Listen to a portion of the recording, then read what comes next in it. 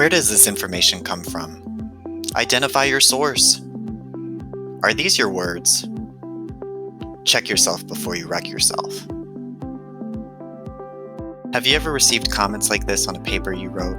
Admittedly, I deliver these lines quite a bit in my constructive feedback on student papers, and while the paraphrased Ice Cube lyric at the end is not one I regularly dole out, it's a helpful reminder in the context of academic writing.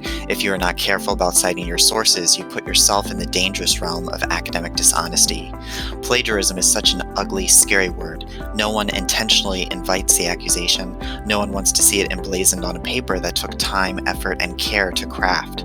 So how do we avoid this potential pitfall in our writing and research? Well, whatever writer's handbook you use or don't use will tell you you need to mark your boundaries. Establish a clear line of division between your original critical thinking and the ideas of another. Let me show you how to do it.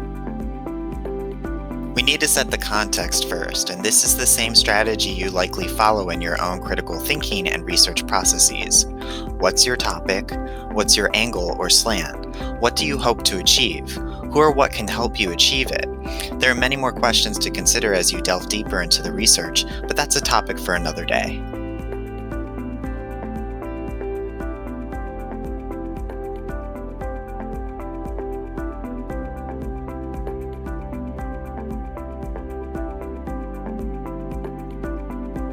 Here's the context for my example paper topic.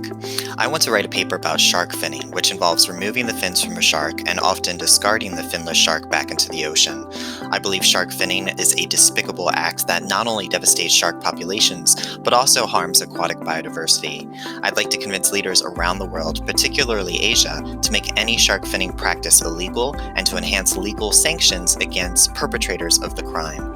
To pull this off and convince my reading audience, it's important to recognize who I am in all of this. I'm certainly a well-meaning person, but I'm not an expert. I'm not a conservationist. I'm not a published source on the topic. Now I need to visit the library, whether in person or virtually, and collect the voices that will help me argue my point and bolster it with credibility.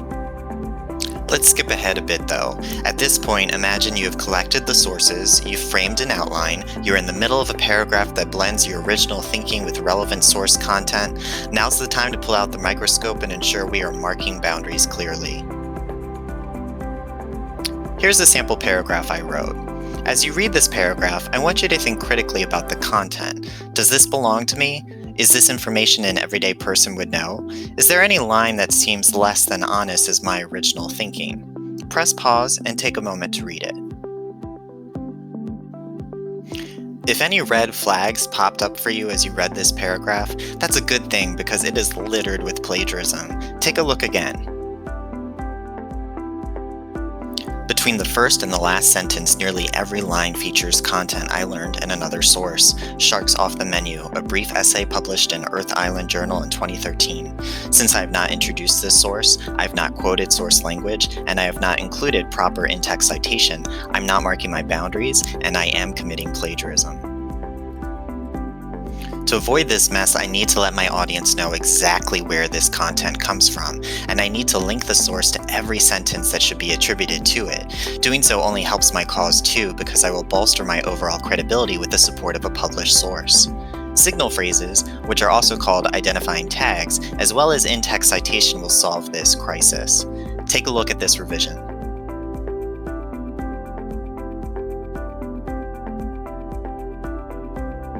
If you compose a paragraph like this, consider yourself safe. You are accurately and effectively marking the boundaries between your writing and your integrated source support.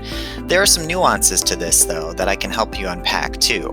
For example, since this source is anonymous, I do not have an author to refer to. Typically, I would encourage students to introduce the author by full name when adding a source to the conversation, but that's not a requirement here. Notice, too, that I refer to a page number in the parentheses. If we look at the works cited citation model that I would include in my works cited page for this source, you can see that this article appeared on page 8 of the Earth Island Journal, so I want to refer to that page in my in-text citation.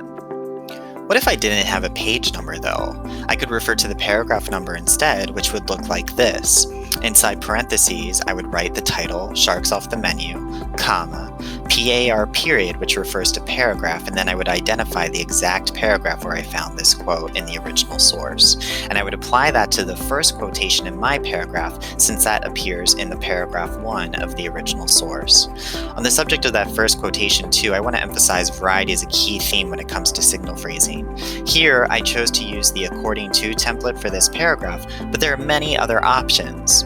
Here are a few more. I could drop the quote in without formal signal phrasing, I could paraphrase the content, or I could do a little bit of both.